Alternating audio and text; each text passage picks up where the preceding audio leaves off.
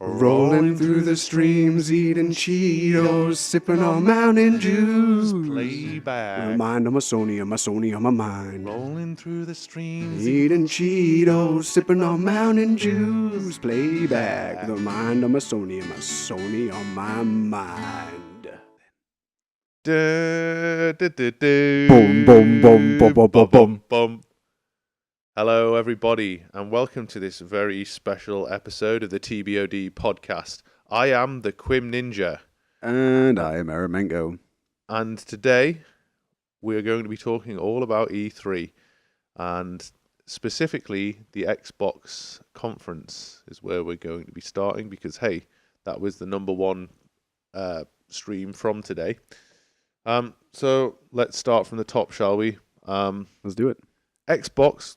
Boy, did they come out swinging this year. Big style. It was a bit of a roller coaster it ended up being, but it started up just climbing and climbing and climbing. It started at a pretty high point, to be honest, right up there, giving us a sizzle reel of what to expect. And then Bonnie Ross, I'm going to say CEO 343, even though that's not her actual title, came out and gave us a big old dose of Halo 5 Guardians. It was what we were waiting for. What were your thoughts on the old Halo 5 news we saw today? Well, they didn't keep us waiting long, did they? They smashed straight in there with a bit of the... just ploughed right in. The no campaign or footage. anything. Absolutely stunning looking. I Yeah. mean, what are you pointing at? I was just saying the levels for yours are like... Oh, well, I'm that's because you can't see them. I think we're on the wrong mics here. Yeah, we probably are, but I can sort that out in post. Don't worry about it. All right. Professional as ever from TBoD. Sorry. Should we start again? No, Right, let's just go. crack on.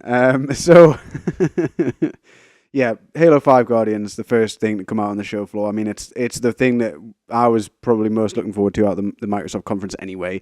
And they really smashed it. They came out and they showed a bit of campaign gameplay, and it looks absolutely beautiful. I mean, Halo 4 won Best Graphics at the Game Awards, and you know, with good reason. It was a stunning game for the previous generation, but this is a whole new level. The first Halo exclusive to Xbox One, and it looks great. You know, the renders of the characters, the Edward Buck looked absolutely amazing, exactly like Nathan Fillion, and the same for Locke.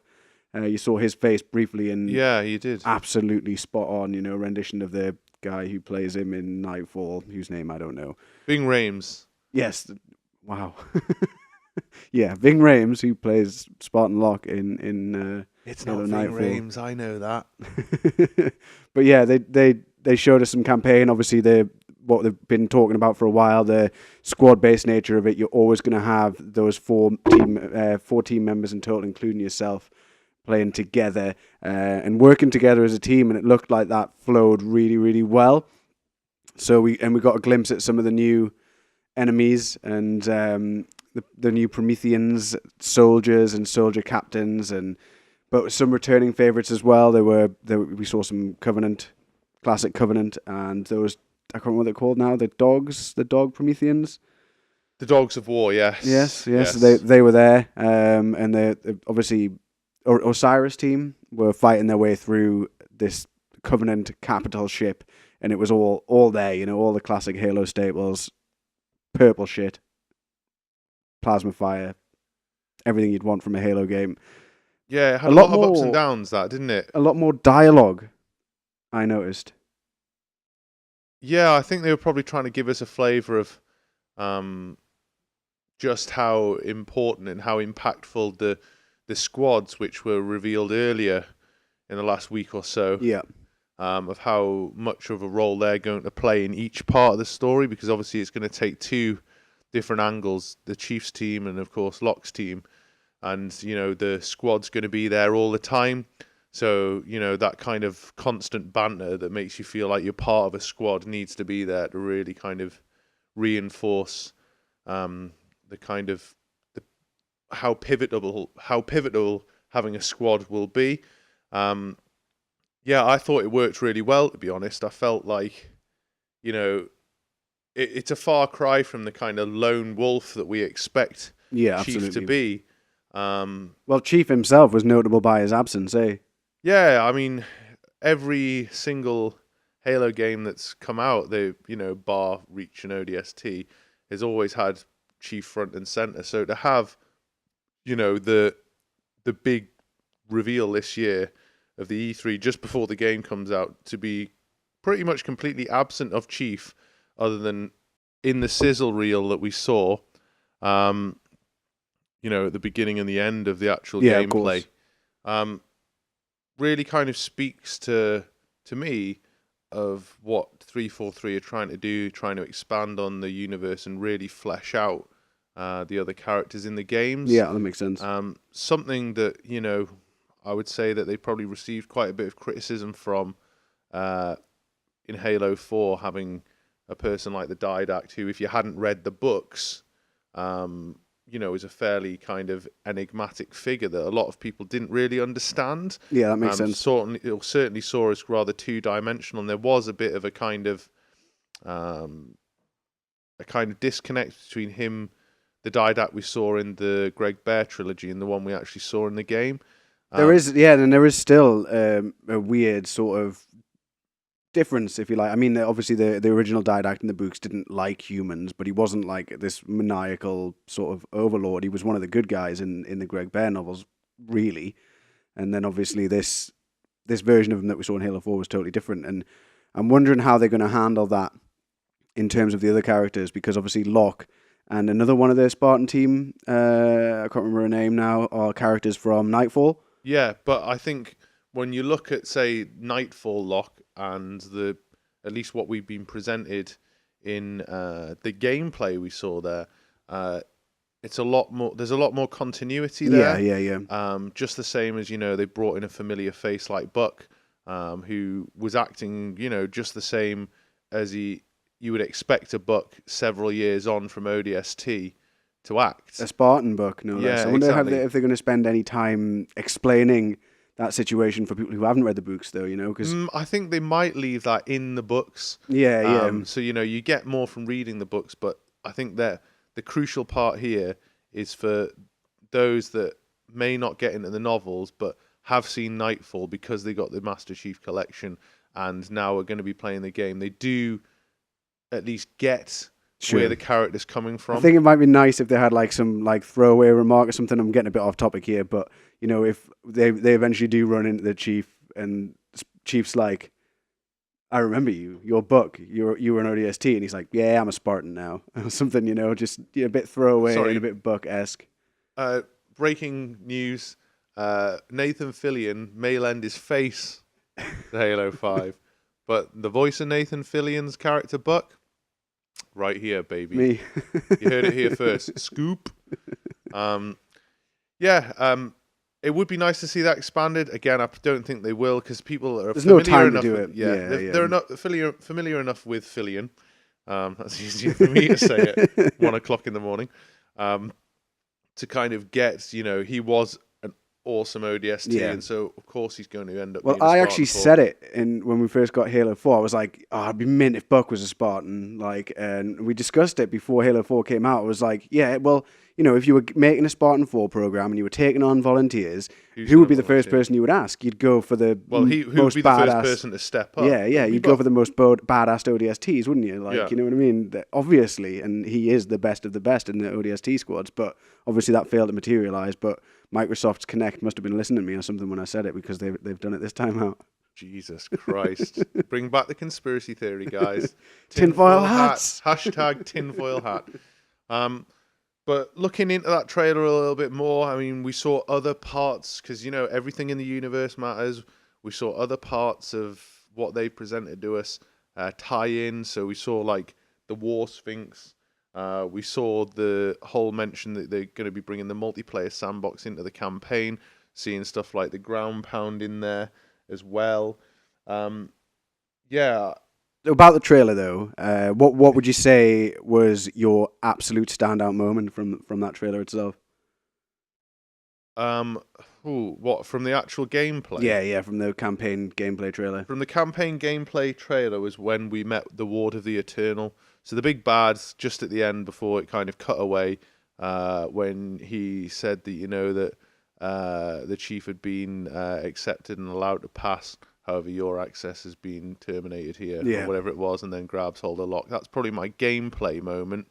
I think as far as cutscenes go, it would be the exchange between Locke and Buck, when Buck says, "You do realize everyone's going to hate Yeah. us for doing this." That was excellent. And Locke, from from all the media we've seen so far, he is all about duty, but we have seen him kind of really go to town on trying to get at Chief in those adverts.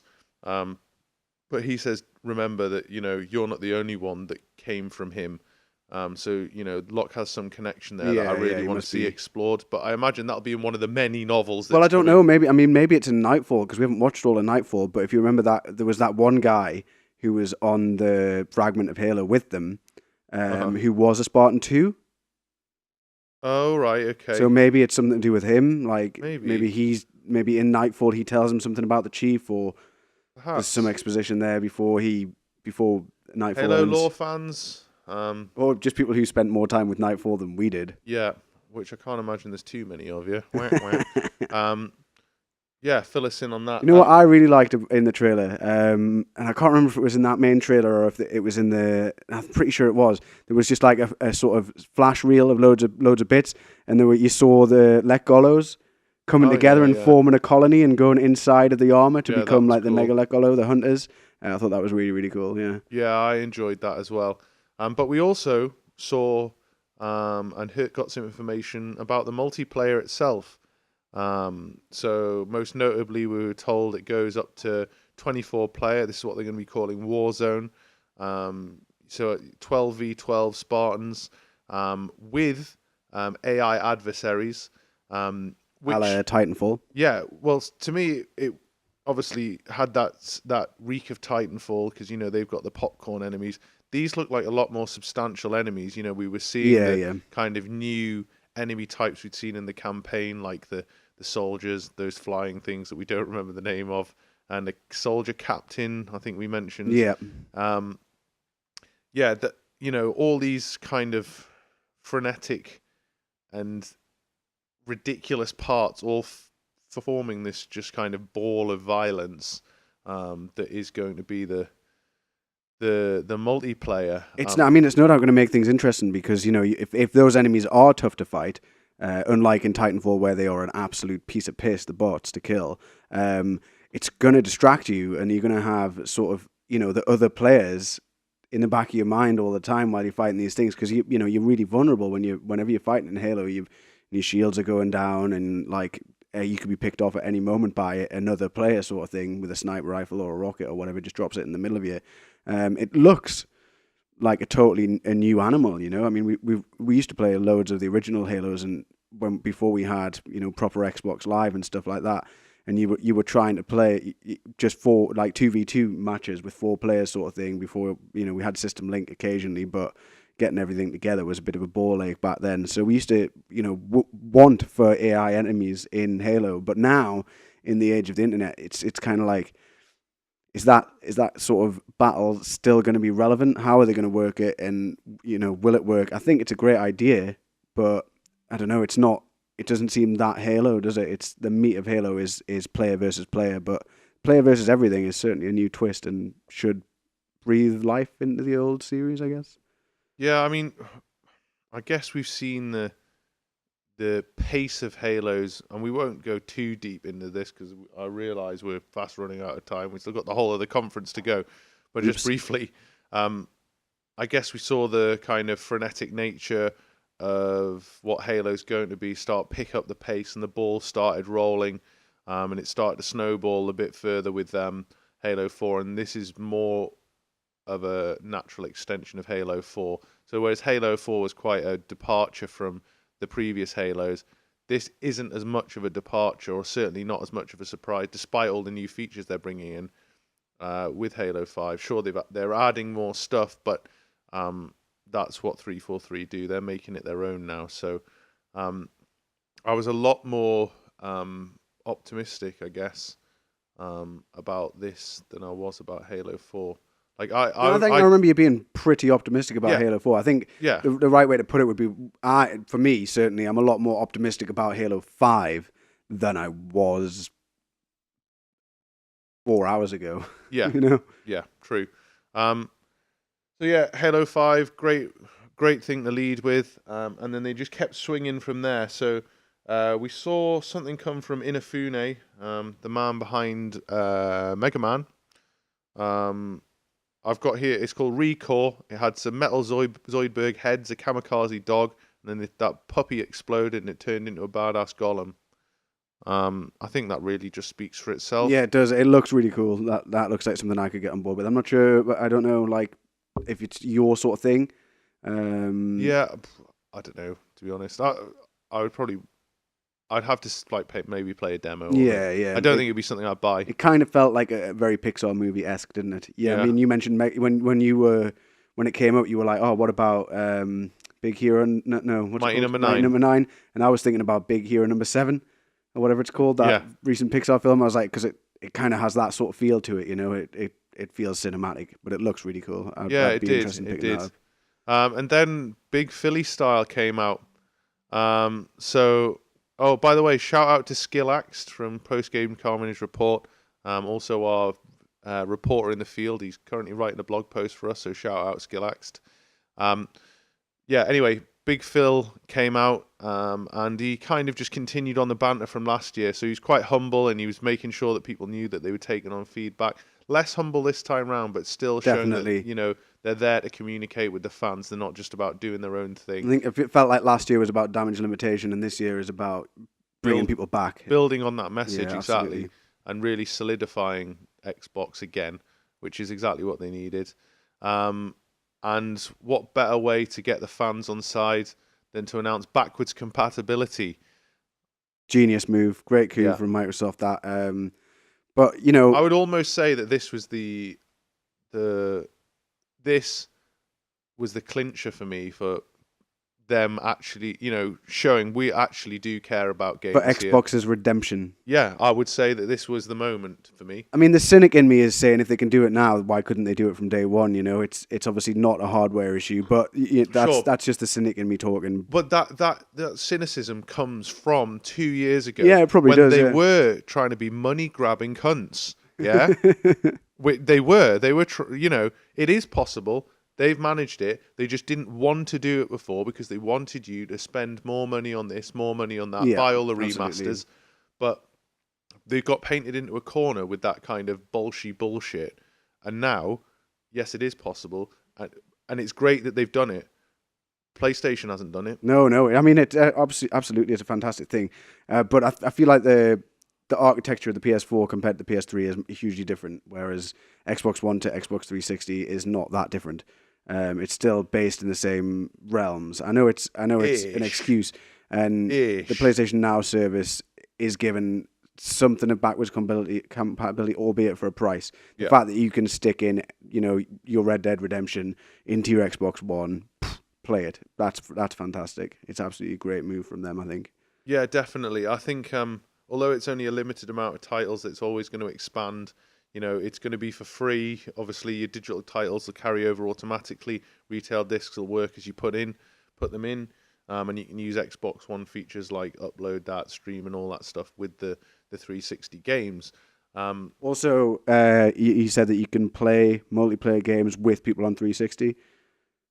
Oh, nice. So, well, fucking there you obviously, go. that's not going to work on remastered games like GTA 5. If you've got the remastered Xbox One version, you can't play with people on the 360. But if you're playing the 360 version, Yeah, you can play it with people on the 360 from your Xbox One, which is class. that is Although cool. it's a bit, I would say that's you're going to have a bit of an edge on your Xbox One because your sticks are sharper. Your input's going to be better. And Are they? Like, I thought they had, I might be in the minority here, but when I've used that controller, I thought they had more of a dead zone. well, I'm going the off the 360. back of the difference between the DualShock 3 and the DualShock 4 more than that. But when I've gone back and used my 360 controllers, the sticks feel so loose and like the movement is nowhere near as responsive sort of thing as my DualShock 4. But I guess that's not really a test Yeah, because that's it's a not completely fair different controller. comparison. So let's move on.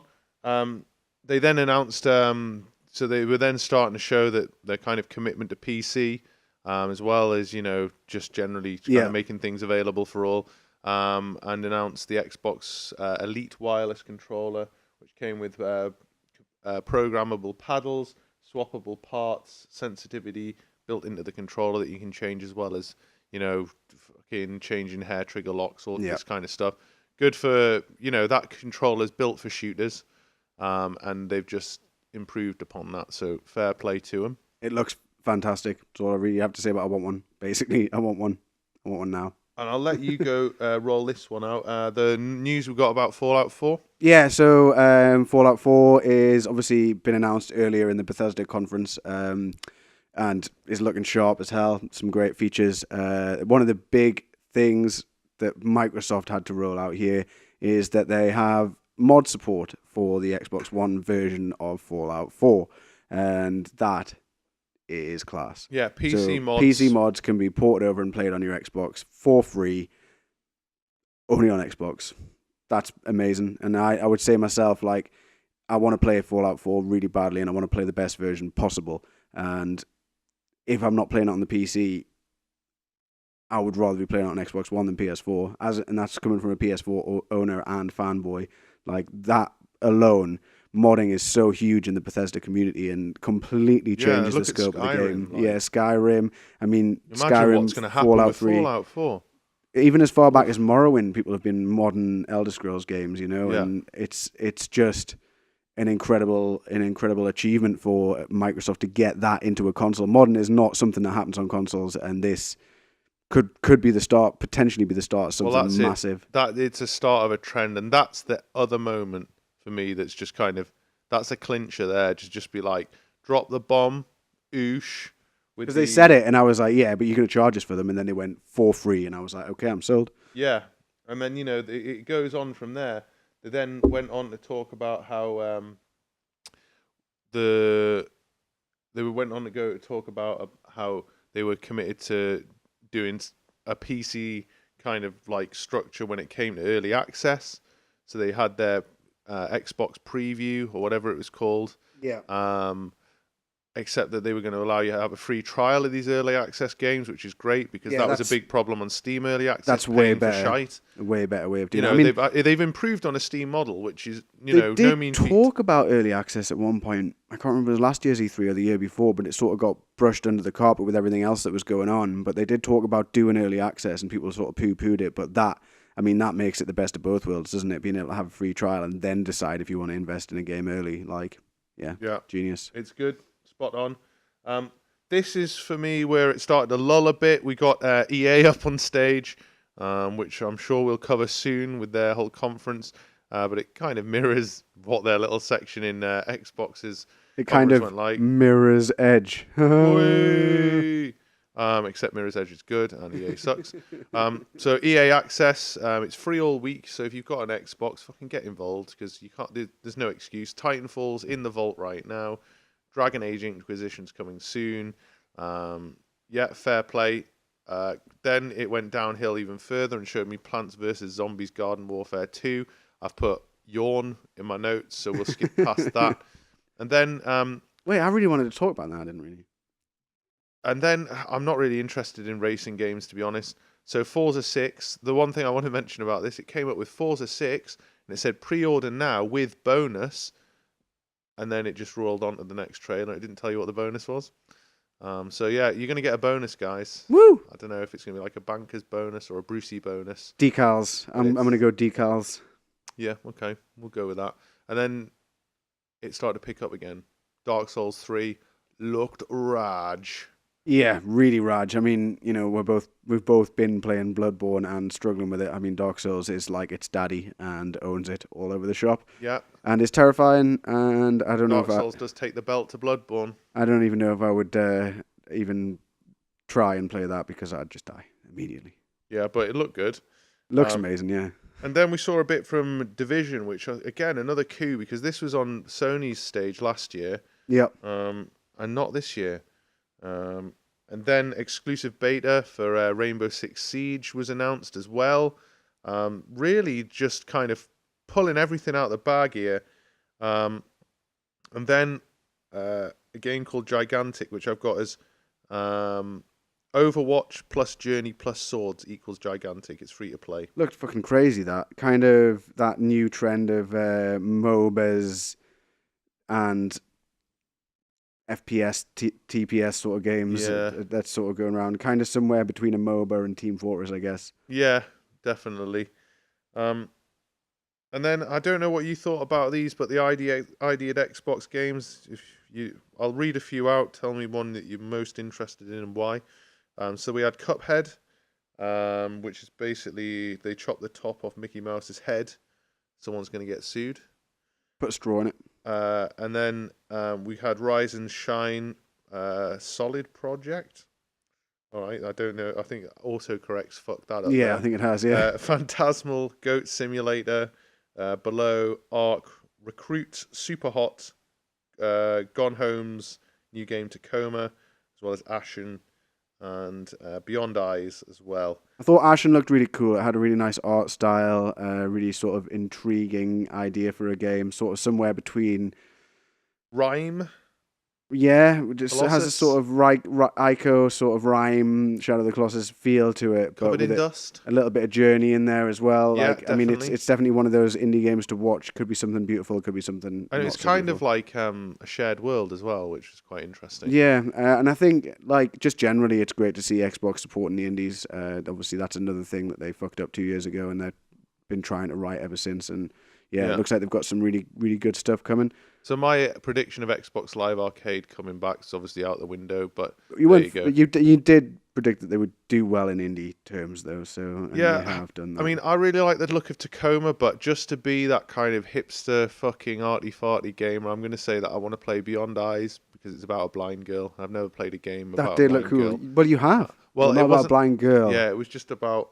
Was it a girl? It was like sounds and stuff. So I played a game called Papa Sangre on the iPhone. Check that out. That's also. But you see, the sound was projected via sound waves in Beyond Eyes. This was just a totally black screen that used kind of stereo surround. You just had to close your eyes, didn't you? Yeah. Wasn't it Robert Carlyle or something that did the narration in that? I can't remember now. It was a good game though. You One should check Bean, it out, something like guys. And then for the preview program we mentioned earlier, Long Dark, which you've played. Yeah. What do you reckon of that coming to Xbox? It's a great game. Bring it to Xbox. I don't know why it's in preview stage because the game, is totally playable on PC. It's really cool. I think it's still early access. Is it still early access? Yeah. It felt pretty polished when I played it, but that makes sense. So they're obviously curating the kind of early access, which is good. Yeah, that is good. Steam doesn't really do that well. And then Shelter, Elite Dangerous. So Long Dark and Elite Dangerous are out now. Shelter's the Badger one, isn't it? Or something. Yeah, Shelter is the Badger one. I think I've got that as well. On my vaunted Steam library. And then DayZ. And then that immediately led on to our favourite New Zealander, Dean Hall, coming out. Dean Hicking Hall. Talking about physics, biology, and hacking. Not really hacking, something about stars. But his new game, Ion, he showed that off a bit, which just looked kind of weird.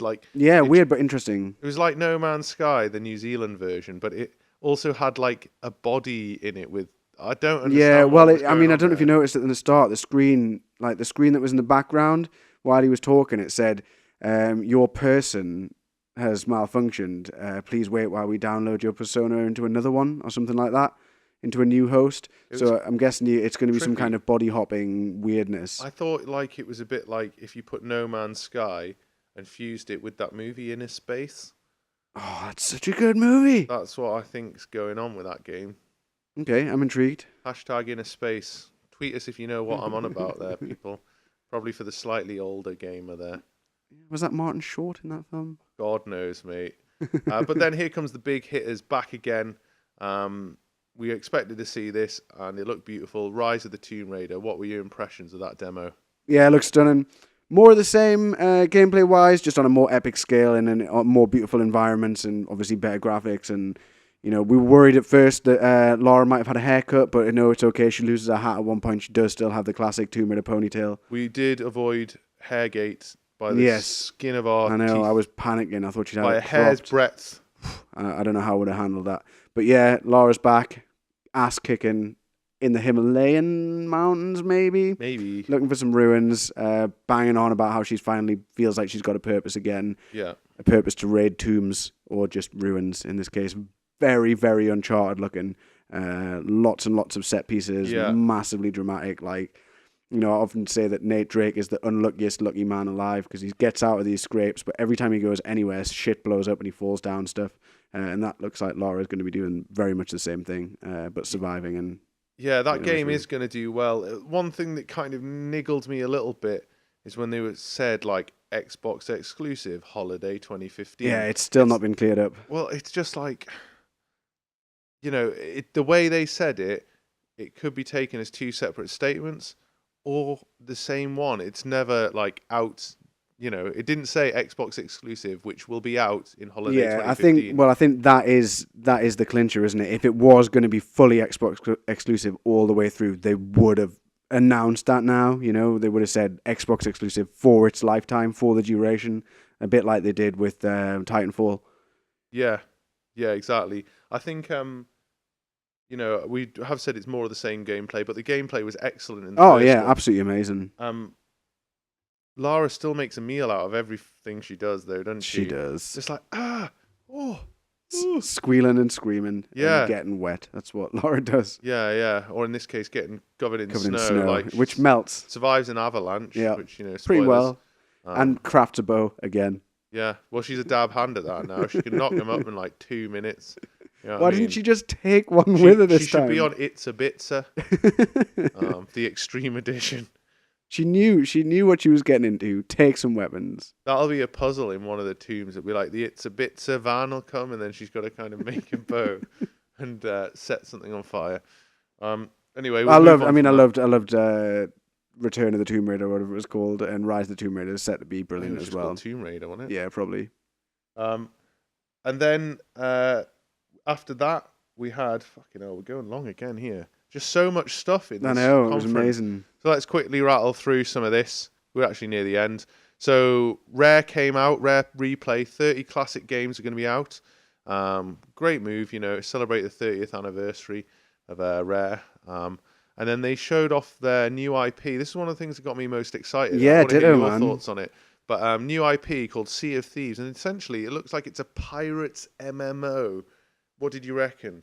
I'm all over that shit. Like, it looked amazing. It was quite cartoony in its execution, but like the gameplay looked solid. First person pirating, killing off skeletons, and piloting a ship. Yeah, captaining a ship. Yeah.